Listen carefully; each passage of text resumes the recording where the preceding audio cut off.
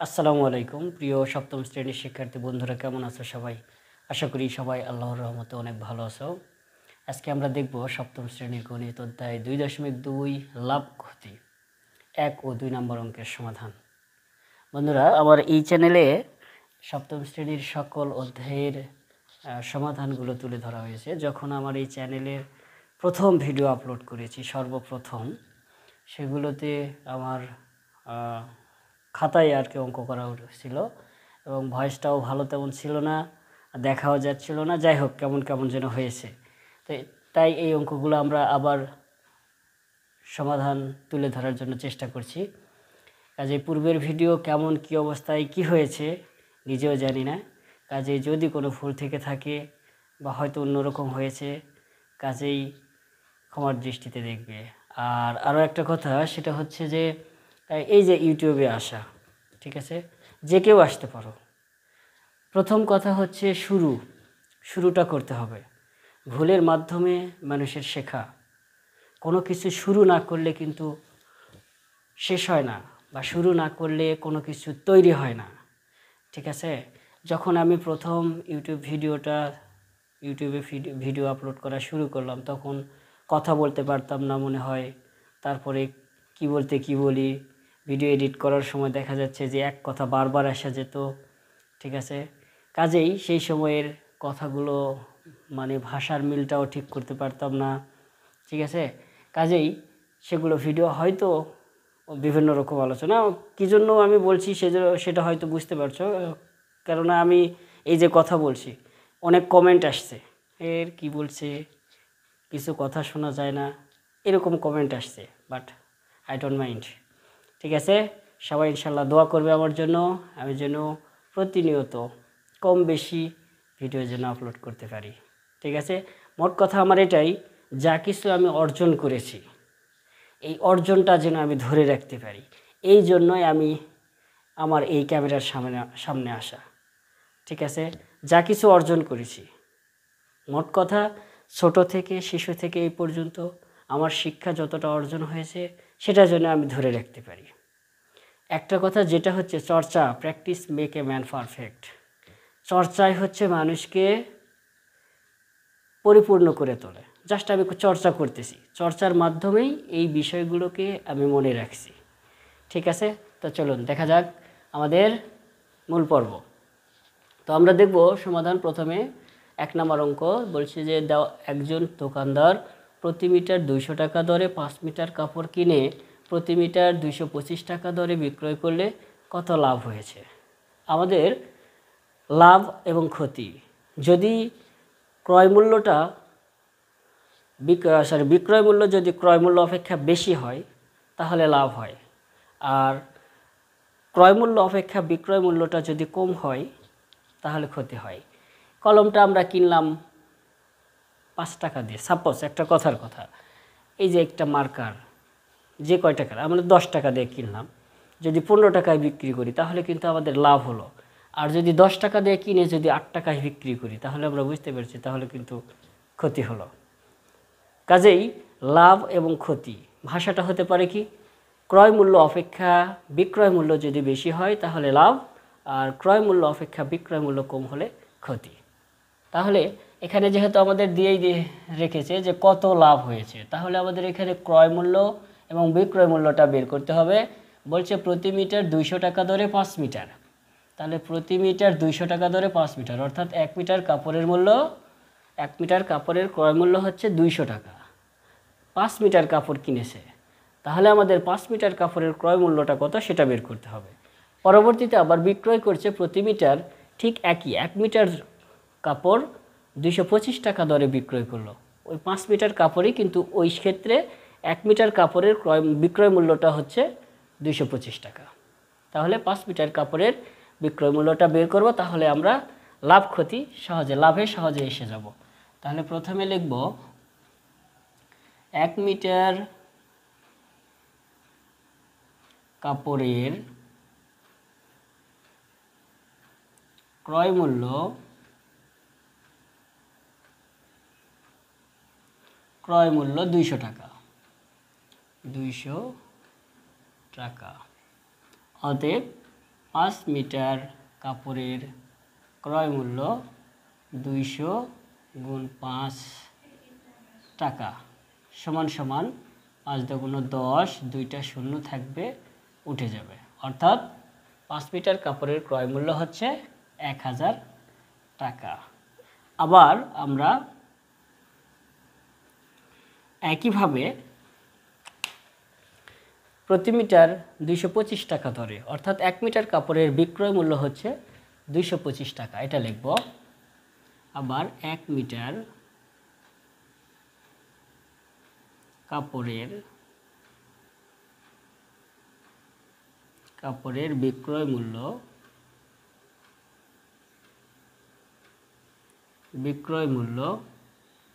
225 টাকা। অতএব ঠিক একই পরিমাণ কাপড়, অর্থাৎ 5 মিটার কাপড়ের বিক্রয় মূল্য 225 গুণ 5 টাকা সমান সমান 5 × 5 = 25, 5 হাতে থাকে 2, 5 × 10 2, 12, 2 হাতে থাকে 1, 5 × 10 1 11, অর্থাৎ 1125 টাকা। এই 1125 টাকা হচ্ছে বিক্রয় মূল্য। তো আমরা জানি যে ক্রয় মূল্য অপেক্ষা যদি বিক্রয় মূল্য বেশি হয় তাহলে লাভ হয়। এখানে আমরা দেখতে পাচ্ছি যে ক্রয় মূল্য অপেক্ষা বিক্রয় মূল্য বেশি, সুতরাং কি হবে? লাভ হবে। তো এই ভাষাটা আমরা এখানে লিখতেও পারি, নাও লিখতে পারি, সমস্যা নেই। একবারে আমরা সরাসরি লিখতে পারি যে লাভ সমান সমান বিক্রয় মূল্য বিয়োগ ক্রয় মূল্য। বিক্রয় মূল্যটা এই টাকা, ক্রয় মূল্যটা এই টাকা, ঠিক আছে? অতএব লাভ সমান সমান বিক্রয় মূল্য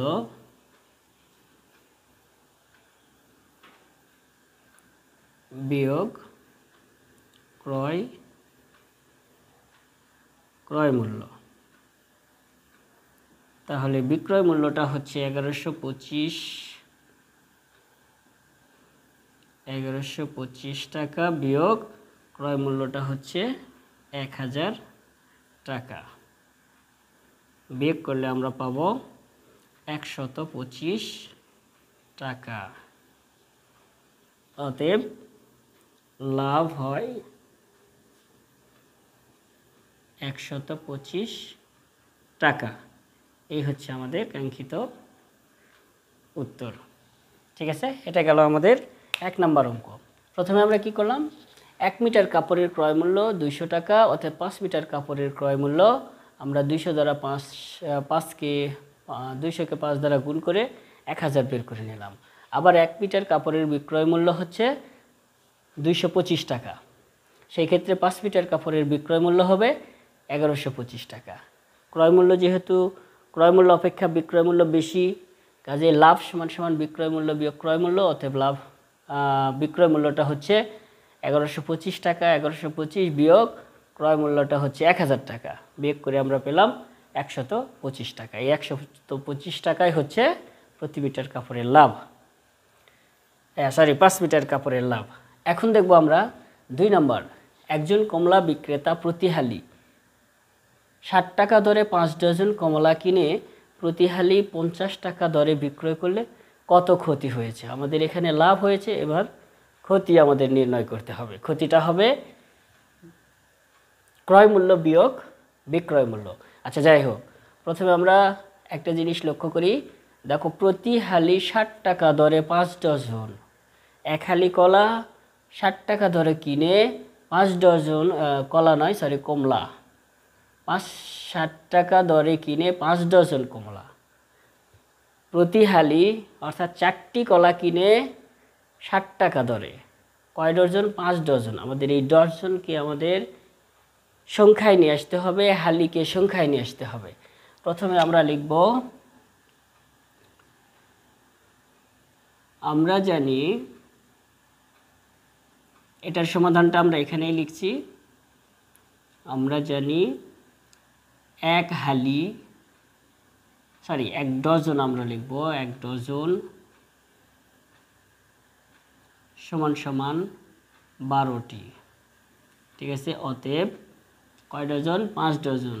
5 ডজন সমান সমান 12 গুণ 5টি সমান সমান 5 × 60টি। এবার আমরা আসি মূল অঙ্কে। দেখো, প্রতি হালি প্রতি হালি বা 4টি কমলার ক্রয় মূল্য সমান সমান 60 টাকা। অতএব একটি কমলার ক্রয় মূল্য 60 ডিভাইডেড বাই 4 টাকা। অতএব 5 ডজন বলছে, ঠিক আছে, প্রতি হালি 5 টাকা দরে 5 ডজন, তাহলে 5 ডজন সমান আমরা পেয়েছি 60। তাহলে 60টি কমলার ক্রয় মূল্য 60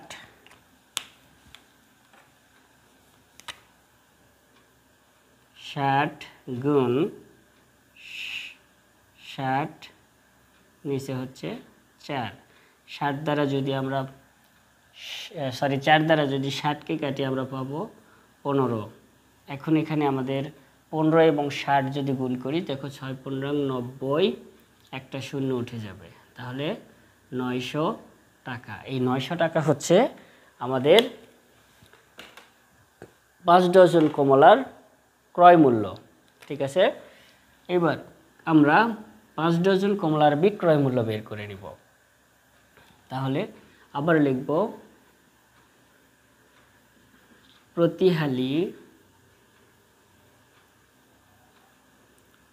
হালি বা 4টি কমলার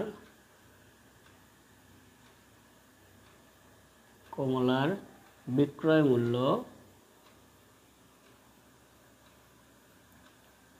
বিক্রয় মূল্য 4টি কমলার বিক্রয় মূল্যটা কত? 50 টাকা।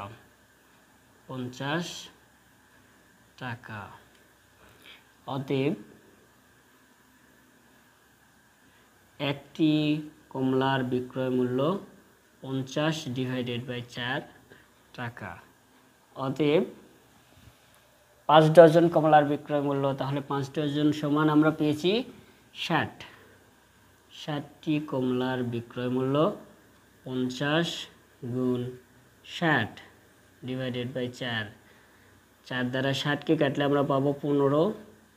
5 15 75, শূন্য একটা উঠে যাবে, তাহলে 750 টাকা। তাহলে এখন আমাদের এখানে ক্রয় মূল্যটা হচ্ছে 900 টাকা আর বিক্রয় মূল্যটা হচ্ছে 750 টাকা, ঠিক আছে। 900 টাকায় কিনে 750 টাকায় বিক্রি করা হলো। তাহলে কেনা বেচা করে বাড়িতে যখন আসবে তখন কি করবে? কোথায় থেকে কেনা বেচা করেছো সেখানে আবার ফেরত দিয়ে আসো, না হলে পুনরায় ফিরে নিয়ে আসো 900 টাকা, কিছুই করার নাই। তাহলে এখন কি? ক্ষতি। অতএব ক্ষতি সমান সমান ক্রয় মূল্য বিয়োগ বিক্রয় মূল্য সমান সমান ক্রয় মূল্যটা হচ্ছে 900 টাকা বিয়োগ বিক্রয় মূল্যটা হচ্ছে 750 টাকা, সমান সমান বিয়োগ করলে আমরা পাবো 0 5 1 150 টাকা, অর্থাৎ 150 টাকা হয়েছে ক্ষতি। অতএব ক্ষতি হয়েছে 150 টাকা। এটাই হচ্ছে আমাদের কাঙ্ক্ষিত অ্যান্সার। এই ছিল বন্ধুরা আমাদের আজকের 1 ও 2 নম্বর অঙ্কের সমাধান।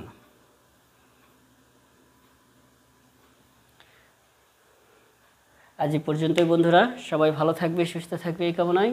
আল্লাহ হাফেজ and good night, bye bye, tata.